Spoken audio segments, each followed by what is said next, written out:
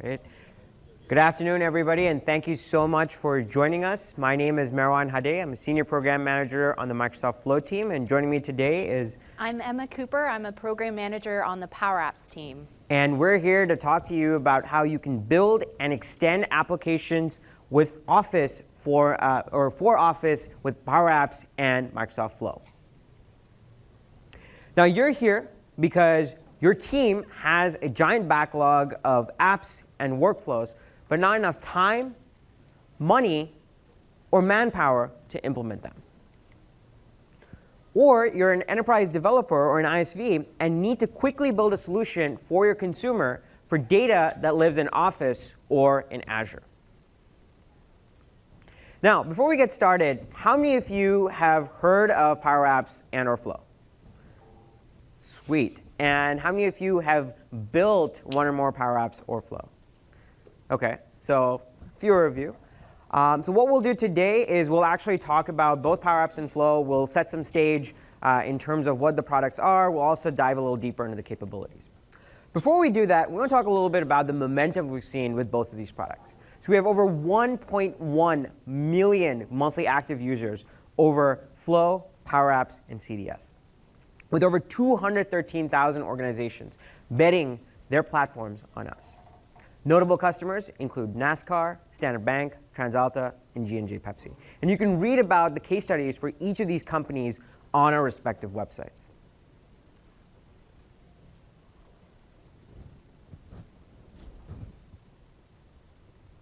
So in today's session, what we'll do is we'll start off by setting some context about how PowerApps and Flow fit into the Microsoft Business Application Platform. We'll then we'll dive a little deeper into Flow and how it integrates with Office 365. So we'll talk about our Teams integration. We'll talk about how Flow integrates with Excel. We'll also discuss how Flow integrates with SharePoint and how Approvals fits into the giant picture.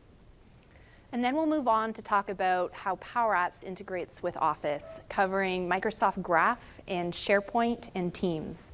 And then we'll also talk about how pro developers can plug into this ecosystem and follow it up with a roadmap of where we're headed.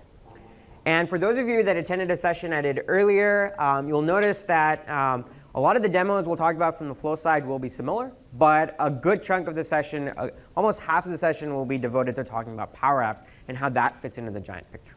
So just a little housekeeping before we get started. All right, so the Microsoft Business Application Platform. I'm going to make a really bold statement here, so brace yourself. Business software is hard, said anyone who's ever built it, bought it, or used it. Now, all of us want to deliver a great experience within our companies, but writing software is expensive. It's time-consuming, or you just don't have enterprise capabilities. For example, somebody in finance is trying to get some data. They're trying to get a couple of inputs from users in their organization. Now, they'd love to write an application, but if they turn to IT, IT is going to say, hey, no way, this just doesn't meet our priority bar. You're going to have to figure out another way to get that data. But what we're trying to do with the Business Application Platform is we're trying to change that paradigm. We're trying to put the power of creating applications, creating workflows, creating graphics in the hands of the citizen developer, the person that understands that data the best. Now, when you think about any modern business, there are three things that are key to that enterprise. First and foremost, you want a way to understand how your business is doing. You want a way to measure the key performance indicators of your business. You can do that using Power BI. Next, you want a way to be able to act on that data. You want a way to set up a process that allows you to collect data as well as disseminate information. You can do that using PowerApps. And lastly, you want a way to automate the processes in your business. And that's where Flow comes into the picture. Now, powering both of these awesome circles, Power BI, Microsoft Flow, PowerApps, is the Common Data Service. Common Data Service for apps on the left-hand side, and the Common Data Service for analytics. Now, the idea behind these services, you can pull in your data from different services. You can also use these data sources to push out data. So for example, if you're building a Power App, you can put your inputs and outputs into the Common Data Service and build applications around it. Now, the secret sauce behind all of these products is a rich layer of data connectors. We have data connectors for SharePoint, for OneDrive for Business, for Teams, for Facebook, for Instagram, for Slack, you name it, and we have a rich data connector for it. And we'll dive into some of those connectors a little later in this presentation. Now, the great news about this entire platform is that it's built on Azure. So you get the enterprise-grade reliability, scalability, and compliance. Also, this data isn't just built for Office 365. You can also use it for Dynamics 365. You can also build standalone apps. In fact, we're coming out with a talent-based application a little later in the year based on all of these products.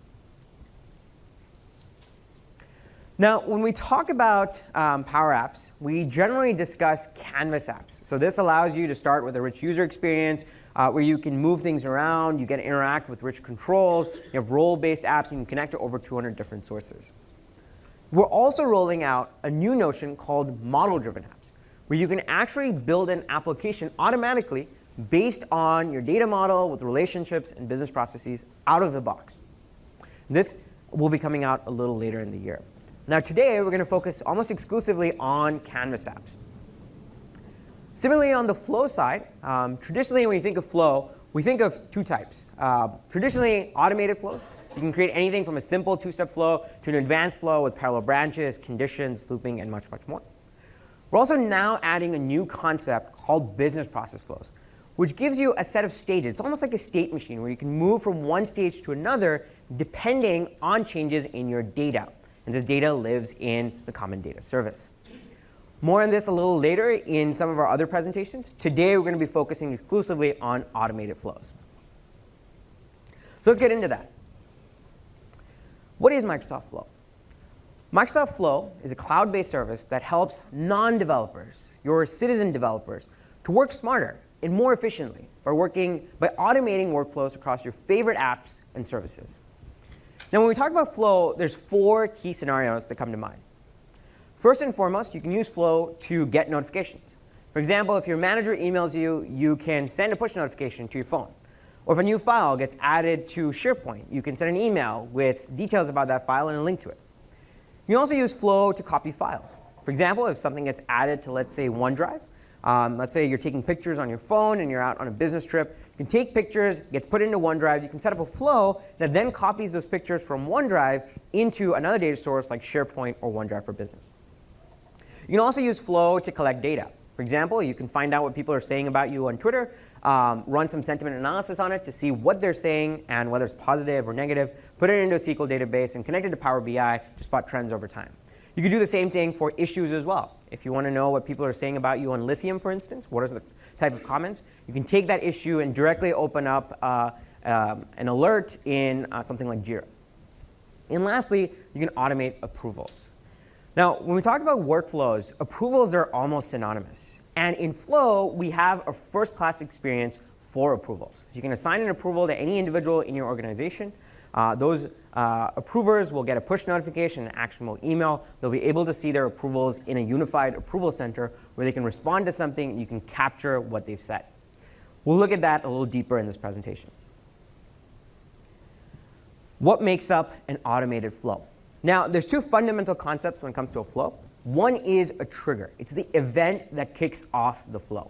Now, there are 3 types of triggers. It could be a manual trigger. So it could be if somebody's pressing a button. For example, somebody could be pressing a flick button or a BTTN button. And we'll actually give away flick buttons at the end, so stay tuned for that. It could also be a virtual button in SharePoint, in Excel, we'll talk about that, or on the Flow mobile app.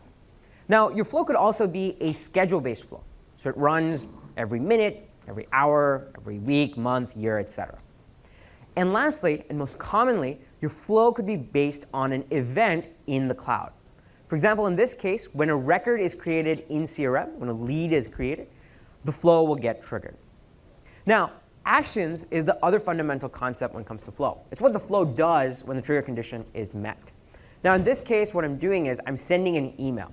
So I'm actually sending an email to the owner of that lead, and I'm asking them to follow up on the lead. And in the email body, I'm including information from the trigger, like the name of the topic as well as the last name. And that's the beauty of flow. When you use different triggers and actions, you can flow data from the trigger into different actions and from one action into another action. Now, what is the secret sauce behind Flow? It's the connectivity to over 200 different cloud services. We have connectivity to file providers, to databases, to CRM software, to web APIs, to productivity apps, and much, much more. If you're trying to connect to SQL on-prem, you connect to SharePoint on-prem, we have you covered using a data gateway. If you have an API that we haven't built yet, you can use custom connectors. You can also use a custom connector to integrate to your existing line of business APIs, be it on-prem or on the cloud. To help you get started, we have thousands of templates for each of our services. The idea behind a template is that it's ready to go. You just come in, give your credentials, tell us which folder to listen to, tell us which account to use, and boom, your flow is ready to go. Now, I'm going to show you a demo in just a couple of minutes here, but I wanted to introduce another concept called expressions. Now, this is brand new in Flow. We just rolled it out in the last couple of months or so. We've had it in Logic Apps. Flow is built on top of Logic Apps. But this is a first-class experience that we've just added into the Workflow Designer. Now, there are many reasons to use expressions. First and foremost, it allows you to convert data types. What does that mean? Essentially, if you have something that is a string, you can take that string and cast it as an integer. You can also use expressions to perform simple inline calculations like string manipulation. For example, you want to get the substring, you want to get an index of a certain character. You can use it for basic math like addition, subtraction, division, etc. You can also use it to handle optional values, to do conditional statements, and most importantly, to iterate over lists. So you can get the length of an array, for example, the first element, the last element, etc. So let's talk about Flow and Office 365. How does Flow plug into the richness of Office 365? Well, Flow is the automation tool for Office 365. We have connectors for all of the major Office 365 services, from Outlook and SharePoint and OneDrive for Business to Teams, Excel, Planner, Forms, Yammer, and OneNote. And there's much more. I just couldn't fit it into this nice 3x3 grid. We also have integrations into SharePoint and OneDrive for Business, for Teams, for Excel, for Outlook. The idea behind these integrations is that while you're working on your data, while you're on your SharePoint list, or while you're on your file in OneDrive for Business, we have contextual information of what you're working on. And we can run a flow based on that data. We'll dive a little deeper into both of these capabilities. Now, the great news is that both Flow and PowerApps are included with Office 365 and Dynamics 365, so you already have the tools, the skill set, and now the license necessary to get started with Flow. This is brand new. Flow is integrated into Microsoft Teams, so you can post messages to any team channel. Within Teams itself, you can access your personal flows, you can create new flows, you can access the approval center. You can use the Flow bot, furthermore, to trigger off any manual flows. And this integration is just going to get better over time. This is a big investment area for us. We want to make it easier to build workflows as you're interacting with the rest of your team. And I want to take a moment to introduce a brand new integration. Those of you that were in my session earlier have seen what this slide does. But for the rest of you, revealing for the very first time, boom, is the Flow integration in Excel. So you can now connect your Excel table data to Outlook, to Dynamics, Teams, approvals, and all of Flow's 200 services. How do we do that, you might ask? Well, we're introducing a brand new trigger called For a Selected Row. What this trigger does is it gets context of the row that you've selected in Excel. It passes that data along. We then use a launch panel experience embedded directly within your spreadsheet, where you can interact with that row, add in any manual inputs, and run the flow. Now, the great thing about this integration is that the flow runs in the context of the user. For those of you that have heard of Flow and used Flow before, traditionally, when the flow runs, it runs using the maker's credentials. Well, with this manual integration, you can now have the invoker bring in their own credentials. So if an email is sent, for example, it's sent as the invoker. If a message is posted to Teams, it's done using the invoker's credentials. Accompanying that change is the ability to share a flow with run-only permissions. What does that mean? In Flow, we have two types of permissions. One, you can add somebody as a co-owner, or you can add somebody as a run-only user. With co-owner permissions, they have full edit privileges, so they can make any changes that they want. With run-only permissions, they have the ability to run the flow, but not edit it. When are we shipping this? This is starting out as an Office add-in. It will be in the box later, and it's coming soon to a spreadsheet near you. We're hard at work. We will be getting this out very soon. Now, I've been talking for a while, so what I'm going to do is now give you a demo of Flow integration in Excel. We'll also establish the basics of what a trigger is, what an action is, as we go through this demo.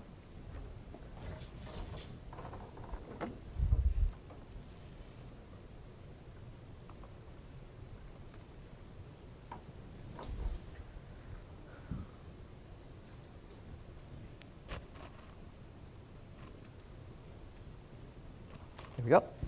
OK, so let me set the scenario a little bit. So let's imagine that Emma and I work for a large energy production company called Cronus Energy. Now, as a commercial analyst, we go out and understand what are the energy requirements for our company.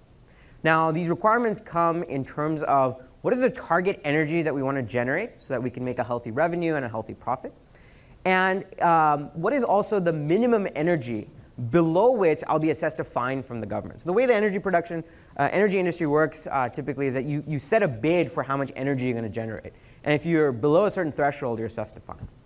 Now, there's also a maximum energy, beyond which there's simply no demand. So there's no point in generating any additional energy. We also establish the price, and it automatically calculates, because we're in Excel, the revenue and profit. Now, what I want to do with this data is I want to take this data and I want to create an item in SharePoint for my capacity team, my operations capacity manager, to go up and follow up on this data and choose the turbines that we're going to use to generate this energy. I also want to send an alert in Teams to the rest of my team, asking them and informing them that I've just created a new energy target. So let's see how Flow can help me achieve this. So what I'll do is I will head over to the Data tab, and I'll select the Flow command here. This opens up an embedded experience directly in the spreadsheet that I'm working on. Here you'll see some flows that I've created that act on this spreadsheet and this table in particular. I can also create from blank by clicking here. This just gives me the 4 selected row trigger. Or I can also create from a template. So you have templates that allow you to connect to Outlook, to another Excel spreadsheet, to create an approval process based on what you selected, create a contact in Dynamics, create an item in Visual Studio, create an item in SharePoint, etc. So what we'll do is we'll start with an existing flow, and we'll just customize it a little bit here. So let me go ahead and select this one. And what I'll do is I'll just delete this, and we'll go add it in a second here.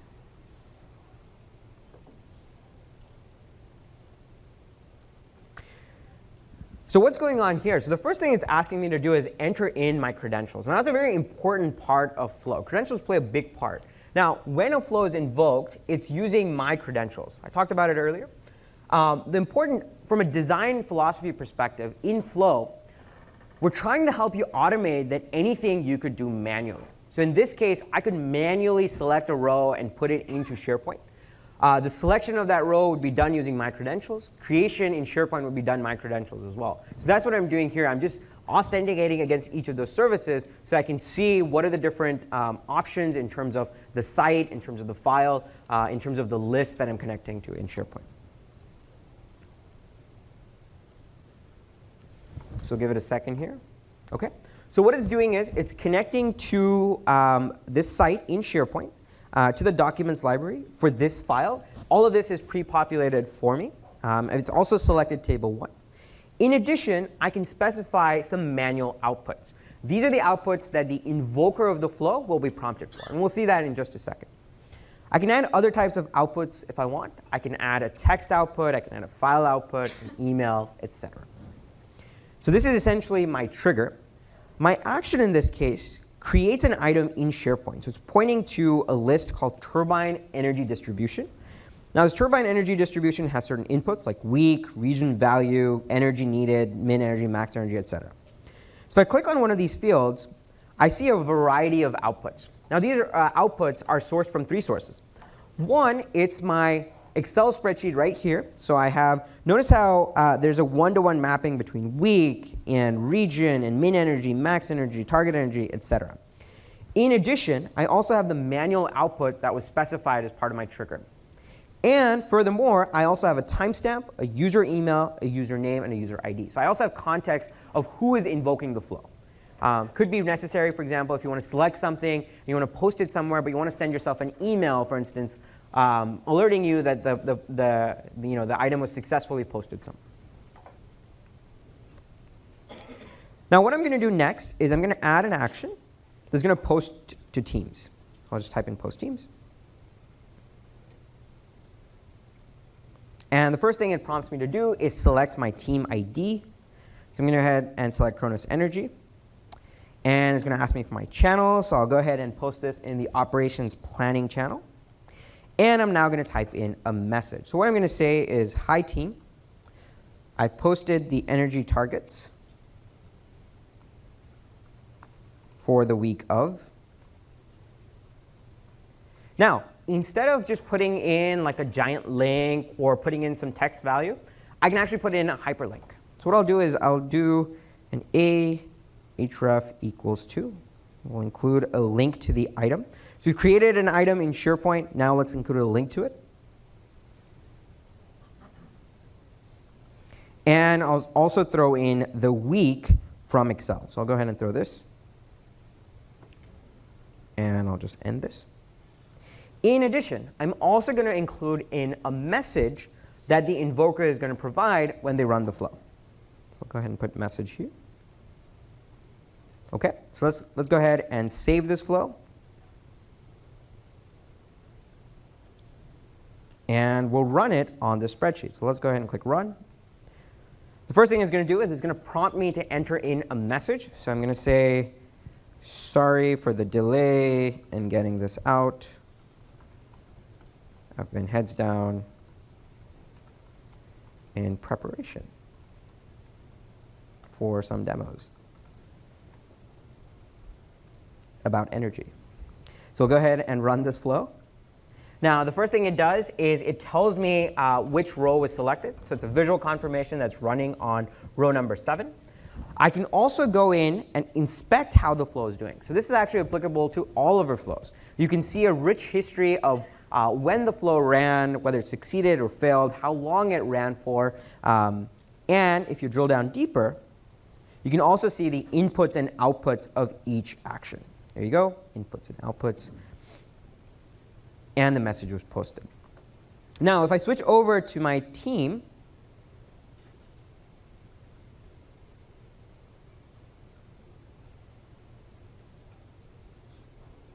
lo and behold, hi team, I've posted the energy targets for the week of May 6th to May 12th. It also includes the message that I typed in Excel. If I click on this hyperlink here, it opens up SharePoint, and the information is accurately entered for me. So I have the energy needed, the minimum energy, the maximum energy, et cetera. Now, we showed you an example of taking your data from Excel, putting into SharePoint, and then moving it to Teams as well. But you can actually connect to a wide array of services and customize the flow to suit your needs.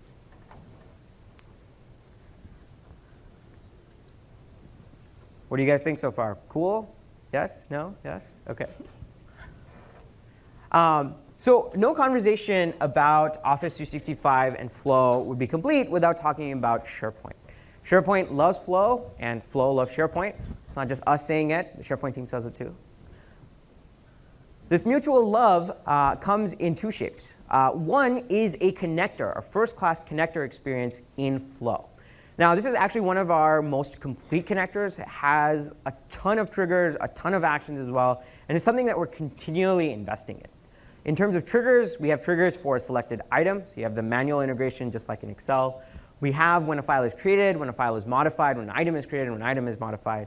We're just introducing an item deleted trigger as well. On the action side, you can interact with files, you can interact with items, as well as attachments in terms of creating them, editing them, as well as deleting them.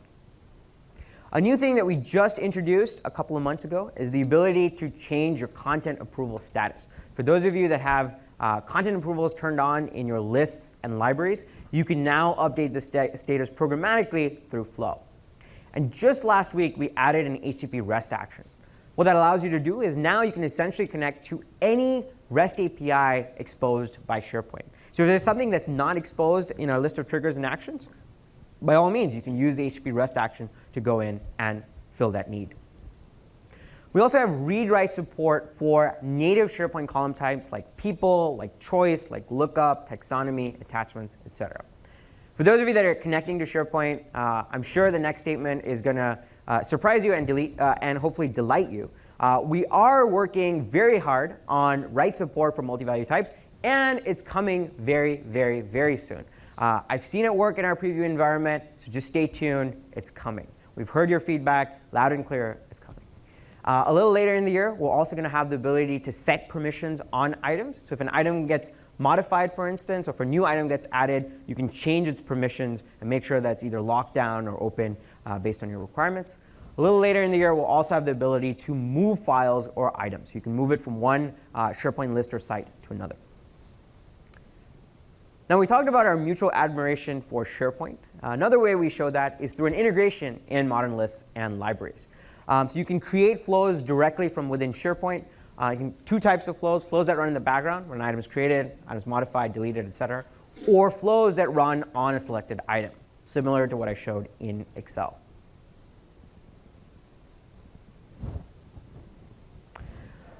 So how do we do the manual integration? It's through a launch panel in SharePoint, similar to Excel. Create flows that prompt for information. You run the flow as the user starting the flow, and this is integrated into both lists and libraries. Now, speaking of SharePoint and talking about manual integration, there's a new concept that I want to introduce. And this is brand new. This is rolling out this week. We now have a notion of flows owned by lists and libraries. So what does that mean? So we talked about earlier that flows can be shared in two ways. They can either be owned by somebody, or you can give them run-only permissions. Now, traditionally, up until today, you had to share the flow with an individual or with a security group. Well, no more. You can actually now share a flow with a list or a library. So everybody that has access to that list or library will automatically get access to that flow. You don't have to worry about membership changing on the flow. You just have to worry about SharePoint. And if, for example, they lose their access, no worries. We'll take care of it on the flow side. Every time somebody's trying to run the flow or edit the flow, we'll check their access in SharePoint and make sure that they have the right privileges to either run or edit that flow. Now, no conversation would be complete. No conversation about SharePoint would be complete without talking about approvals. Approval processes are integral to all businesses. In fact, Emma and I are here because somebody approved that we should be here. In fact, Ryan approved that we should be here. Approvals come in all shapes and sizes. They could come in terms of HR request forms for vacation, for travel authorization, for expenses, mileage reimbursement, et cetera. It could also be for documents like contracts, specs, designs, sales quotes, et cetera. Flow is the spiritual successor to SharePoint Designer. Again, that's not me saying it. This is what everybody says, including the SharePoint team. Approvals were by far the most common scenario in the SharePoint Designer. So it was almost incumbent upon us as a team, as a product, to come up with a kick-ass experience for approvals. And we think we've done that with a modern approvals experience in Flow. Now, the modern approvals experience is designed for data in SharePoint, but it's also scalable for Dynamics 365, for Forms, for SQL, and so forth and so on. Any of the services that Flow uses, you can use it to connect to modern approvals. When an approval is assigned, you can view your sent and received requests in a unified approval center. If you're used to SharePoint Designer, you no longer have to worry about a task list for every list or a task list for every document library. You now have a single place where you can view all of your approval requests. If you're mobile, you can do your approvals on the go from your phone or directly from your inbox. Now, these approval processes can be customized. You can have sequential or hierarchical approvals, you have parallel approvals. You can also have approvals where everybody has to approve before it's considered an approved process. Very recently, we added the ability to see your history of approvals. You can see both your sent and received requests and both past and present requests. You can reassign approvals. For example, if you feel like you don't have enough context on something, you can delegate it to somebody else in your organization. And lastly, we also added support for markdown in approval details. So for a lot of you that have used approvals, that have used Flow, Up until recently, our Markdown our capabilities were a little limited. You couldn't, for example, bold things, italicize things, add emphasis, unordered list, ordered list, etc. No more. With Markdown, you can format your email to your fancy.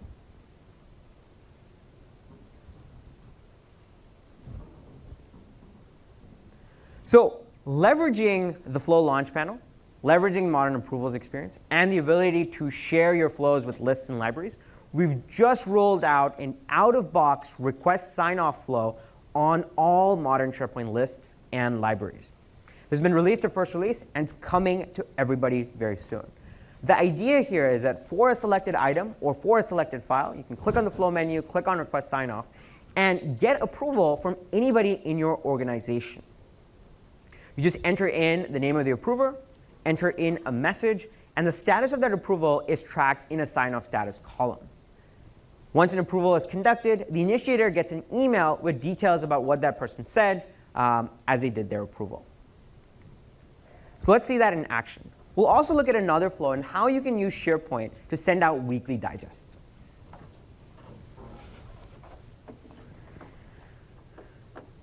Oops.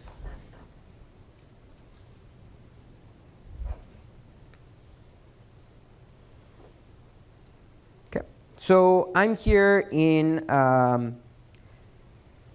so our business analyst put their inputs into the Excel spreadsheet, and once that flow ran, it created a new item in the turbine energy distribution. As the operations capacity manager, I'm going to look at this data and I'm going to say, okay, I now know that I need to generate about 115 megawatts. So what I'm going to do is I'm going to select this item, and I'm going to edit a little bit, and I'm going to determine which turbines are going to help me generate that energy. So here we have 10 turbines. Go ahead and select, hit save. These turbines get updated, and within a few seconds, I have a flow running in the background that's also going to go into the turbines list. It's going to pull in the max output capacity of each of these turbines, and it's going to sum them up together and update my list. Lo and behold, it automatically calculated that, that based on my turbine selection, using the 5 Chetwynd turbines, it's going to generate, oh, it hasn't ran yet, it will generate 120 megawatts of energy. I love how the UI just automatically updates, so I don't have to worry about it. OK, now what I want to do is I want to send this, this request, this item, out for approval from my manager. Because I've selected certain turbines. I just want to make sure that I'm doing the right thing. I can do that by using the Flow integration. I'll click on Flow here and click on the Request Sign-Off option. And I'm going to send it out for approval to Jason Moore. And I'm going to say, hey, Jason, could you please approve my selection of turbines for this week? Please. Please. We'll go ahead and run this flow. Now, what's happening in the background is that it's going to send an approval request to Jason. So Jason is going to get a mail in his inbox, which will allow him to approve and reject and provide his inputs. In addition, as the initiator, I can go into the approval center and see the status of this particular approval request. So I switch over to Flow here and go into Approvals. And look at Sent Requests and scroll all the way down. There we go. I see that an approval request was initiated. It included details, the message that I typed in. It also has a link. Now switch over to Jason's profile. And there we go. We have an approval request. Now notice how the details map to exactly what I typed in SharePoint. Here, what I can do is I can click on this link, make sure that everything looks appropriate. I can go ahead and click Approve. So I'm going to say, looks great, and go ahead and submit this. Now, once this approval request is processed, back in SharePoint, my list is going to get updated, and it's going to reflect the status of what the approver said approved. In addition, I'm going to get an email with details about what the approver said.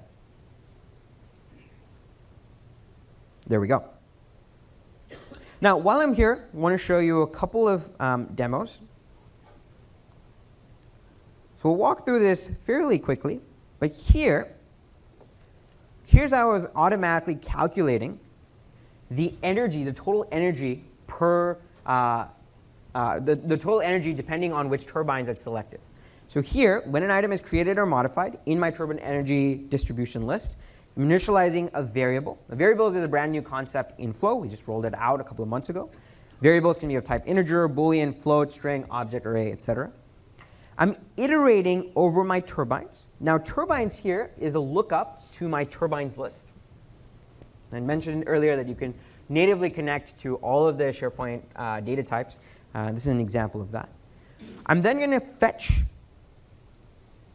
the turbine information, and I'm just going to increment my variables. So I'm going to, first and foremost, I'm going to cast, let's look at this expression. I'm going to convert the max output capacity into an integer, and I'm going to increment my variable, my total energy sum. And then I'm just going to write that back into my SharePoint list. There's another flow that I wanted to show you real quickly. It was also how you can send weekly digests. Now, we have inspections. So we have our turbines. We have turbine energy requested. We also have inspection officers that go out and look at those turbines. Now, based on those turbines, we want to send out inspections of how those, of what was performed. We'll take a quick look at what that flow looks like. So I'm going to run a flow every week at 9 a.m. on Monday, and I can configure this if necessary. I'm going to get items from SharePoint. I'm going to use an OData filter query here. So I'm going to get just the items where the last inspection date is greater than 7 days ago and less than today. So here, I have an expression like add days to UTC now, -7. It's in a specific format, year, month, date. And I'm going to say that should be less than today's date. Once I've done that, I'm going to use a select statement. So select just allows me to pick the particular values that I need from the array that's returned here. I'm going to select turbine, fault code, and description. I'm going to create an HTML table out of it. I'm going to include my headers and make the columns automatic. And finally, I'm going to send an email to JSON-M with the inspections that were conducted last week. Now, you'll notice here that I have full flexibility over what the email looks like. I just have to include HTML. Now, this is going to get better over time. We'll give you the ability in the future to use things like a bold button, italics, etc. But for now, you have to deal with HTML. So let's go ahead and click Test and say I'll perform the trigger action. For those of you that have used Flow, you'll notice that testing of Flow is actually a brand new capability we added about a week ago. It gives you the ability to test your flows in line. And you can either use, you can perform the trigger action yourself, or you can use your existing runs. So here, the flow ran, and it gave me a detailed report of all of my turbine inspections. So let's head back into PowerPoint. And let's get a sense of how do I build an application that will allow my inspection officers to enter in inspections. And Emma's going to show us that using PowerApps. All right. So we've talked a lot about Flow so far, and now let's dive in a little more into PowerApps. And for those of you who came into the room not knowing what it is, let's go and give you a little bit of an introduction. So PowerApps, it gives you the advantage of having a visual designer where you can craft forms and screens. And you can see exactly what the app is going to look like. So you can insert those drop downs and galleries and different colors and shapes and rectangles to make up what you want your application to look like. Now, you can't just have a PowerPoint screen, you want it to actually be able to do things. And so in PowerApps, you have an Excel-inspired expression language to allow you to go and build up that logic, to do those table joins, to call different things, to navigate around your app. You're also able to take advantage of the in-device capabilities where the apps are able to run. So you can add cameras and GPS and use pen controls for situations where you'd want to have somebody sign a signature on your app. And then you're also able to go and extend what that app can do and what it connects to with all of those data sources. All right, so now there's obviously a wide variety of applications that you could go and build using PowerApps. there's a whole sophistication curve of what it can do. So you can customize embedded forms on SharePoint or other data sources like Excel. You can also build simple line of business apps for classrooms and check-ins and checkouts. Asset checkout is a common scenario we see. You can also go deeper and build more advanced line of business apps, such as pharmaceutical sales, tracking leads, and other items such as this. And then you can go even deeper and do more mission-critical inspections and, and do all sorts of different mature items like that with the enterprise capability that PowerApps is able to provide. And then, of course, you can have apps all over your company, deeply integrated in with each other, linking to each other, creating a cohesive experience across your entire business scenario. Now, really, how this is achieved is being able to include multiple data sources in one app. So multiple data sources, this means data mashup. So if you have data silo, you have your SQL on-prem server, you have your Azure Active Directory, how are these things going to play together? Because ultimately, people touch a lot of different systems for all the tasks that they do in their everyday jobs. Being able to take those previously siloed applications and create a cohesive single application for all of these tasks allows everyone in the company to be more productive. Now, we have all of these great 200 whatever connectors. I don't know how many there are now. 221 as of today. 221 as of today? Excellent. You can also build your own custom API, build a JSON Swagger file on top of your REST API, and bring your own connections to the table to use inside of PowerApps on top of all the other connections we provide. Now, that easy data management, those Excel-like formulas, will allow you to be able to filter and sort, look up, join, all those different common functions you do when you're working with data as well. Now, really, remember we said business software is hard? Managing things cross-platform is hard, and that's why PowerApps allows you to be able to publish apps instantly for web and mobile. So the Power App you're building on that screen is a core app. There's a core app definition that's in a container, and it's designed in React Native to be fast and flexible. And so you're able to use the app on the web, play it in a browser, but there's also an app on iOS and Android, a PowerApps app, where you can see all the apps that have been shared with you and access them all there. Now, this means that there's no App Store lead time required, as developers know, and you're able to get the apps to your company and employees and whoever wants to use them right away. Also, one of the pains of business software tends to be that enterprise-grade management and control. So PowerApps has all its identities managed through the Azure Active Directory, which allows you to have those security and easy sharing across other members in your organization. There's also a unified admin center where you can manage all those apps, see different logs and usage analytics, as well as manage the different security and permissions that each app has. Now, PowerApps is also designed to assist in GDPR compliance, as well as creating accessible PowerApps for everyone to use.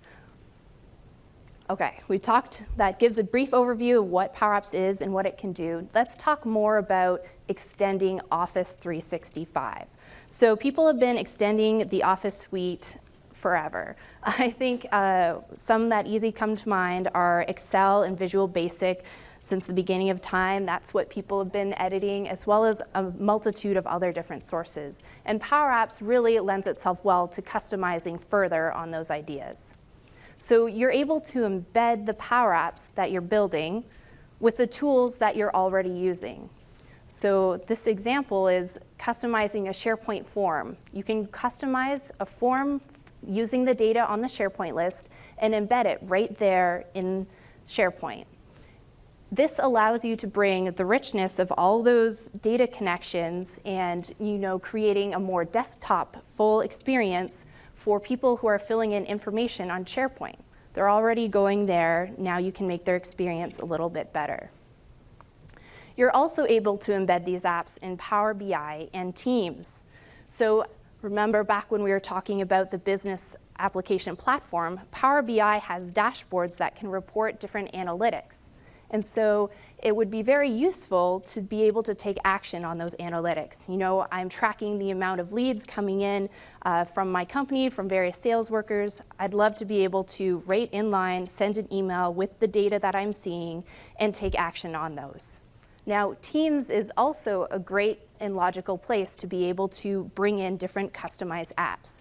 Our team actually has a release trains Power App that we built in order to track things that are being sent out every week. And so we can keep track of what train is at what station.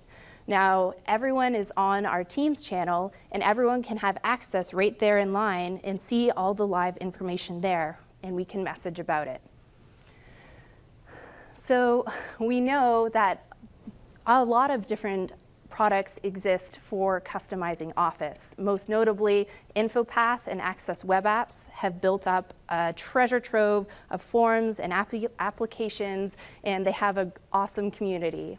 However, there's no new versions supported, no new versions that are coming out, although they'll be supported for a little while longer. And PowerApps is really striving to be able to address those scenarios for both of these communities, as well as bring in all of those other rich capabilities and the goodness that comes from the rest of the platform.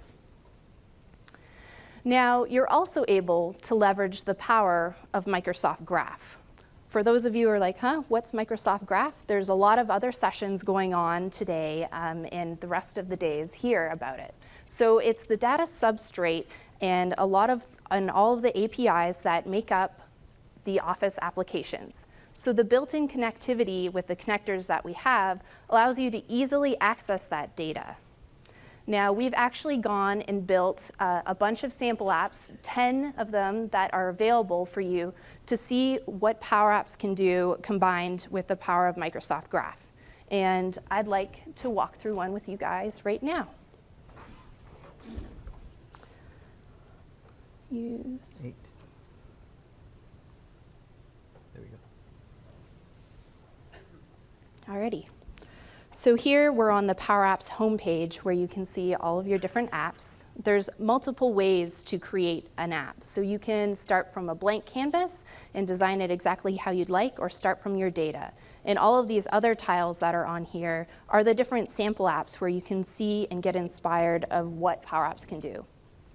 So if I click this Office pivot right here, this is a filter to allow you to see all the sample apps that are built using Office 365. The one I want to show you today is onboarding tasks. So this one actually allows new team members to be able to update their Office 365 profile and profile picture. Everyone knows the pain of trying to update your profile picture and having it show up in some places and not in others. By using the Microsoft Graph API, you're able to get it to everywhere all at once. So this app here, if we notice, I just clicked and it played, and it plays right in place for me to get an idea of what it can do for me.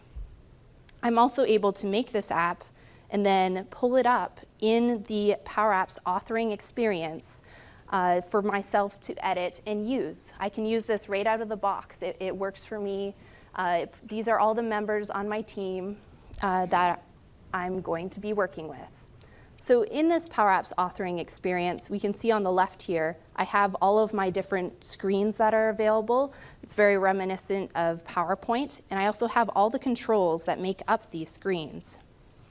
Now, if I go to my profile screen, I can walk through a little more what my app can do there. So on this screen, I'm able to also play my app to get it to fill with the data that it's pulling.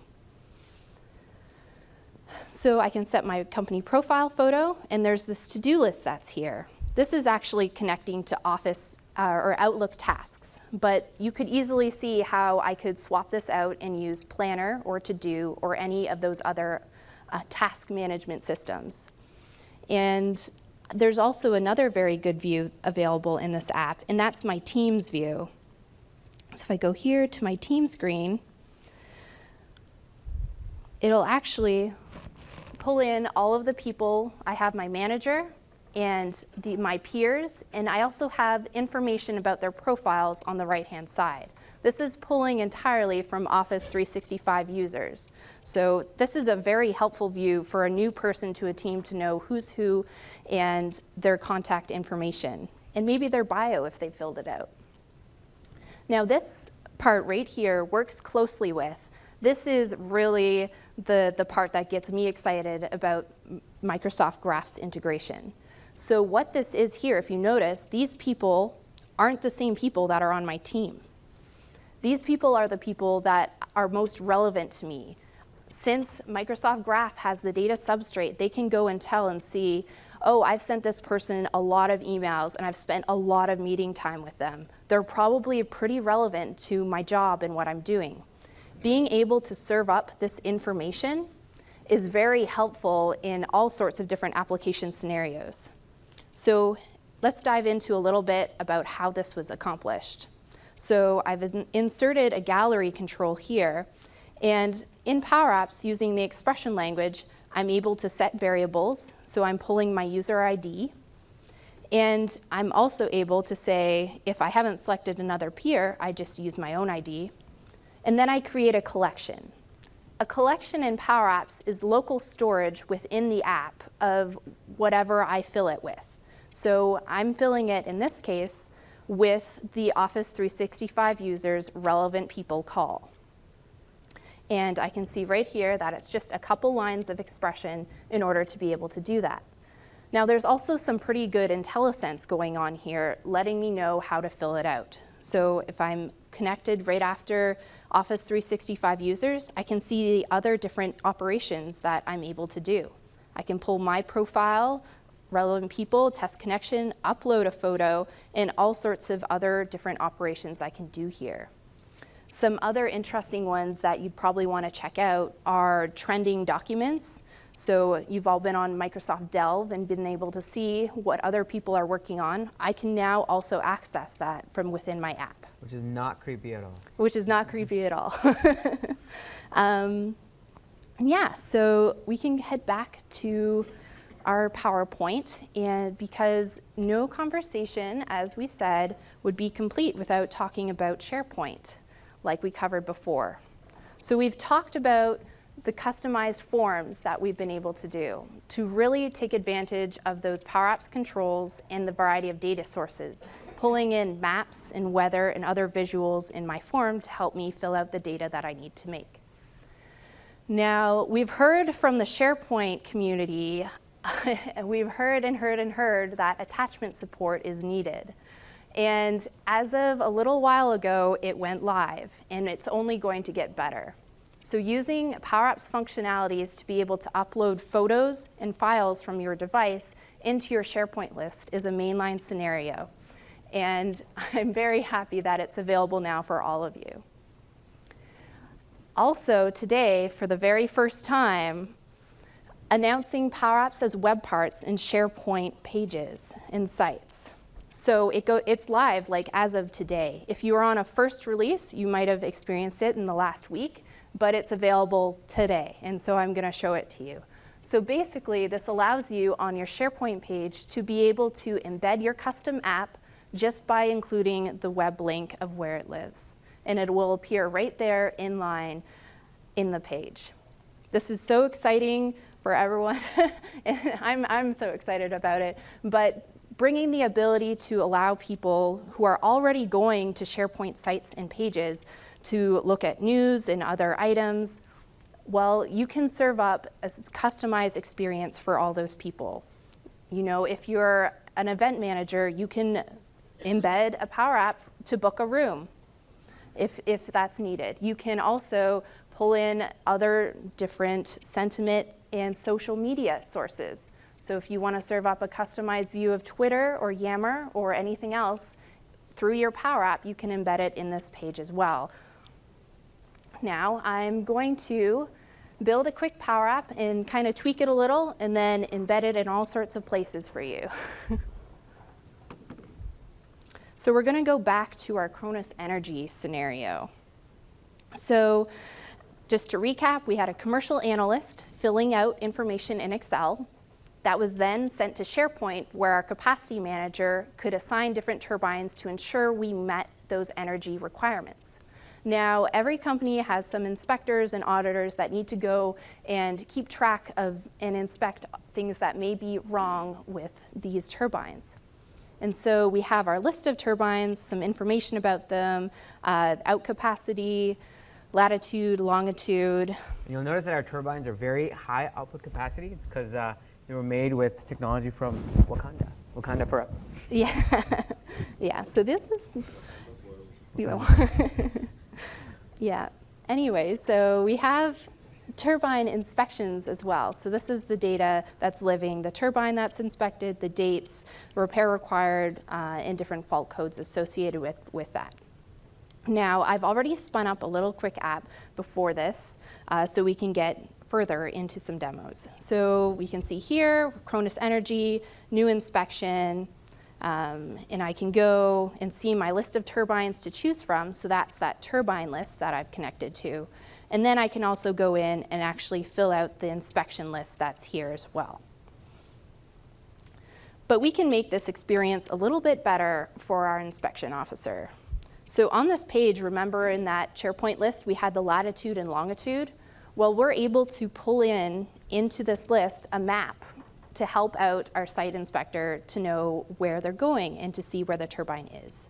So in our gallery control here, we can insert an image.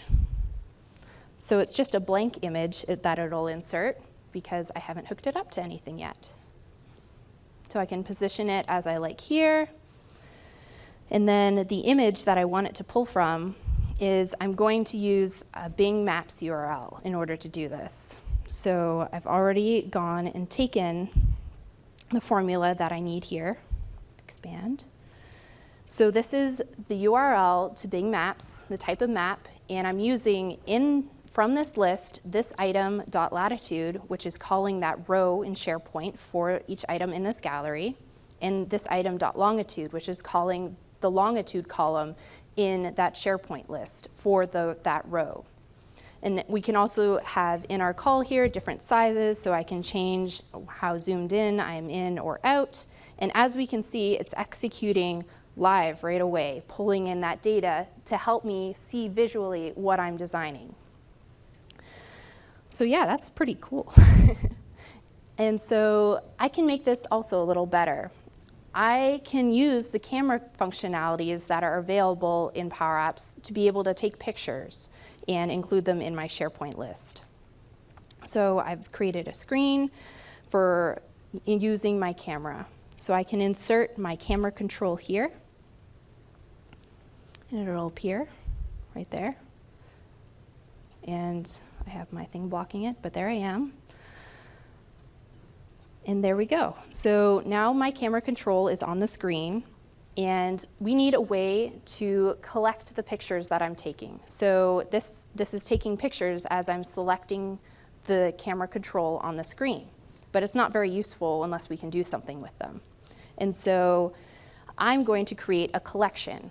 If we remember, a collection is the local storage of photos or a local storage within the app that I'm going to fill with photos. So on selecting of this action property for this control, I can say collect, and I'll name my collection to be inspection photos.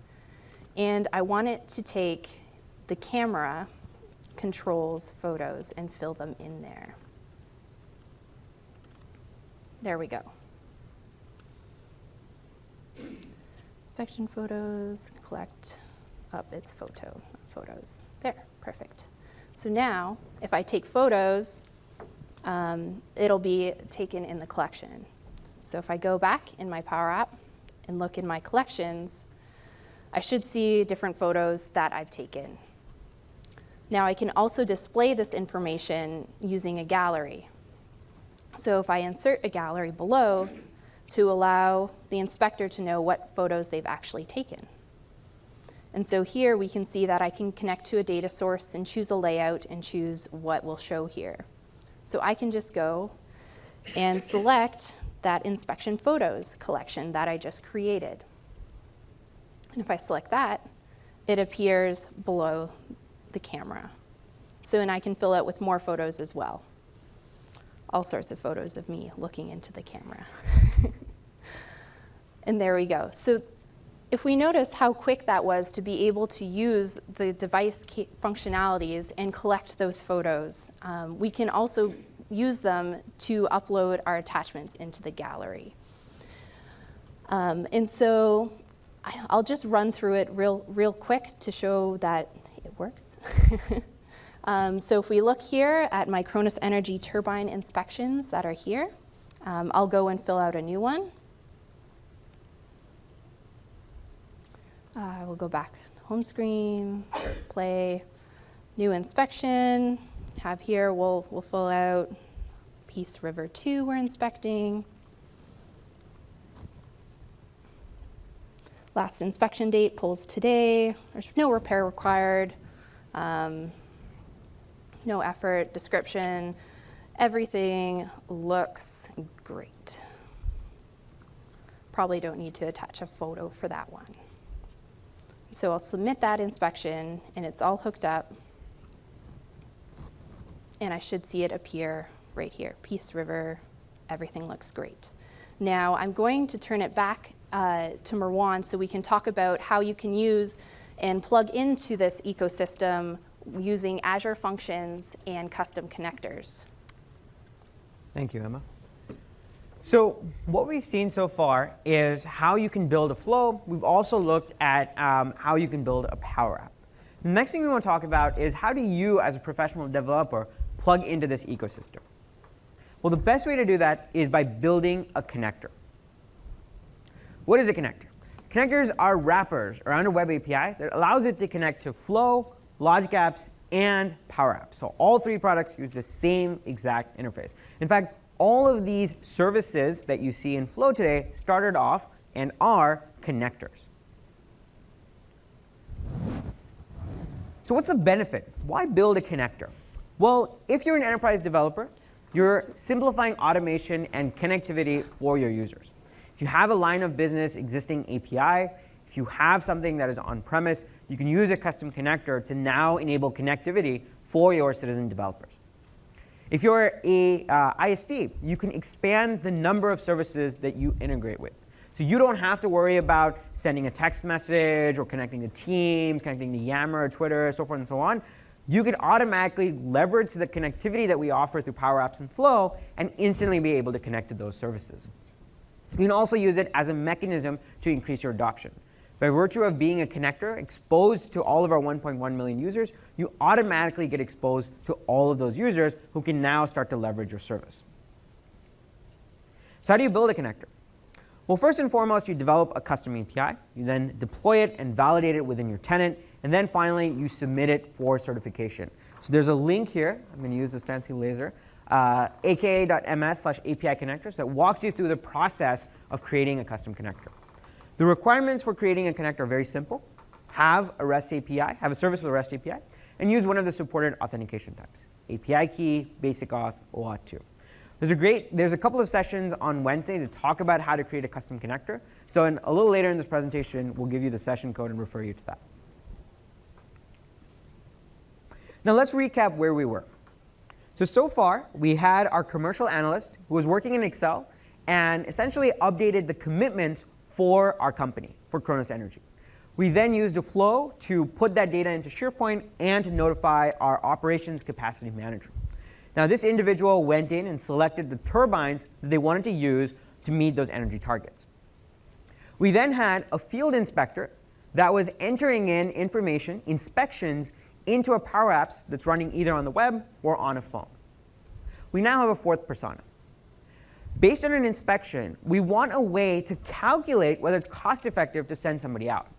It could be, for example, 3 a.m. in the morning on a Sunday, and you have a turbine go down. It doesn't make sense to go in and send out somebody, to have somebody pick up a red phone and rush out, because it might not be cost effective. You can wait till the end of the week when you're doing your routine inspections. Well, we can build an Azure function and expose it as a custom connector so that's leverageable in Flow and PowerApps to calculate whether it's cost effective to send out a technician. Let's see that flow in action.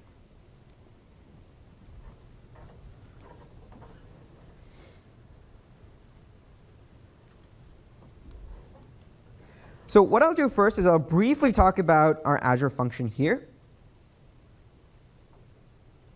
Now, the great thing about Azure Functions is that it's a serverless offering. So there's no DevOps that you need to worry about. You don't have to worry about setup. You don't have to worry about maintenance, et cetera. Once you create an Azure function, you just pay for the amount of time that that function is running. In this case, I'm going to use a C#-based Azure function. You can also use Node and F#. You can also do local development if necessary. So I have a function here, which essentially will take certain inputs from my SharePoint lists and my PowerApps, like the target energy capacity, the minimum energy capacity, how long a fix is going to take, as well as the output capacity of the turbine that's gone down. Now, based on these inputs, I'm going to do some calculations. For example, I'm going to figure out whether it's cost efficient to send out somebody to go make a repair. So I'm essentially going to see, as a result of the turbine being down, am I below my minimum capacity? Because if I am, I'm going to be assessed a fine. So here, a fine of $10,000 by the government. If I'm not, it's OK. I'm just paying for the cost of the technician, which I'm going to have to pay a little later in the week anyways. Now, this particular Azure function is exposed as a connector in Flow and PowerApps. And what this connector allows me to do is essentially document how to connect to that API and add in user-friendly strings, add in a user-friendly experience so that those citizen developers within my tenant, within my organization, can connect to that API. So in this case, I've specified the authentication pipe to be no auth, but I can also change it to be either basic auth, API key, or OAuth 2. And I can also play around with the definition. So in this case, I have 4 inputs: target energy capacity, min energy capacity, et cetera. I've added in user-friendly strings for each of these outputs.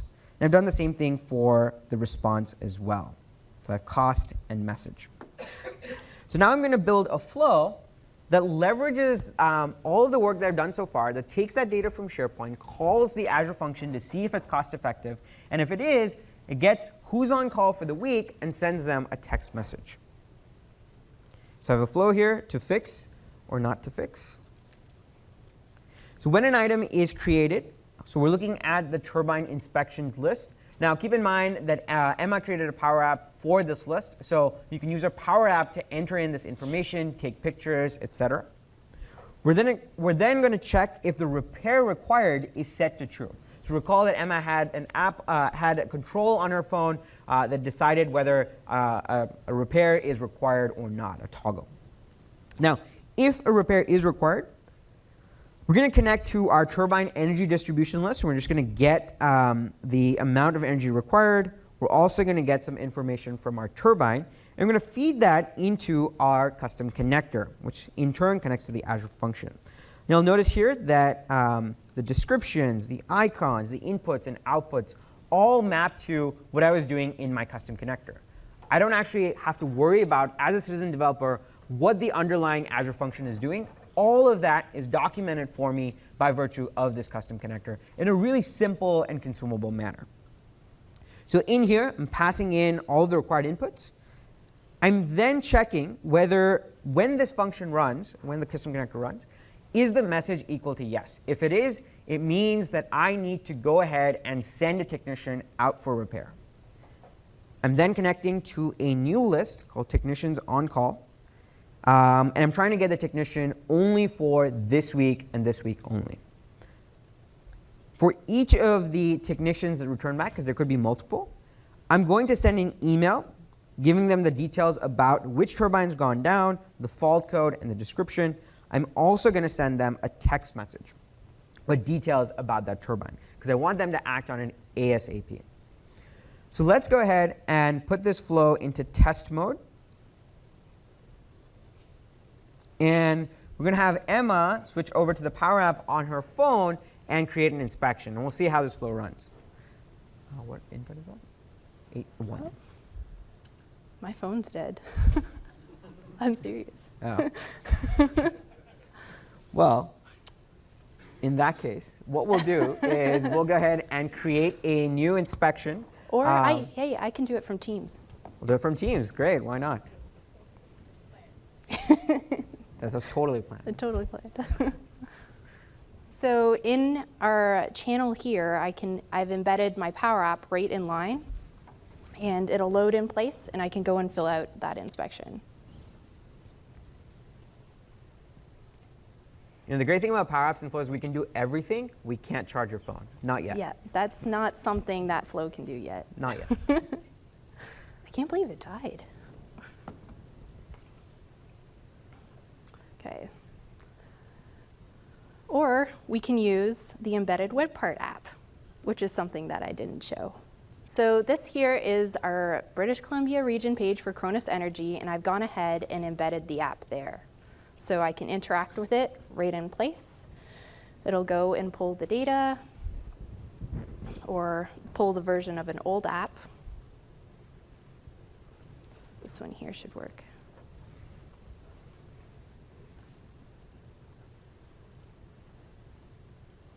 Maybe we should just do it with the test version. This is falling apart. Sure. Sure. So what we'll do is we'll just use our SharePoint list directly. So we'll go ahead and create an inspection here. Turbine inspection. We'll go with new. Let's say it's for last week or this week. We'll go with Peace River 003. Say repair is required.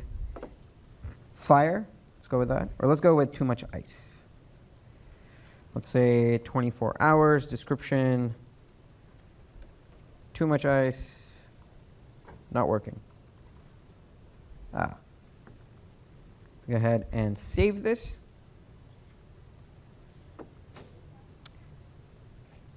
As soon as this flow is saved, as soon as this inspection is saved, my flow kicks in. And it calculates whether it's cost effective to send out somebody for repair. It is, because the cost is going to be $16,000, so I need to go fix that ASAP. It also sends a text message to the technician that's on call, who happens to share a phone number with me. Don't know how that happened, but. And we can see that I got a text message. Peace River 003 is reporting an error with fault code 100, too much ice. It also has the details, like what someone had entered either in SharePoint or in a Power App. Too much ice, not working.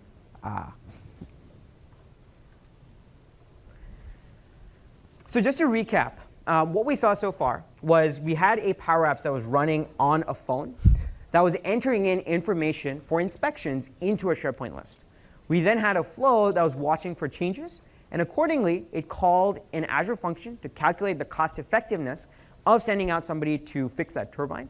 If it was cost effective, found out who's on call, and also notified an engineer to immediately go out and make a repair.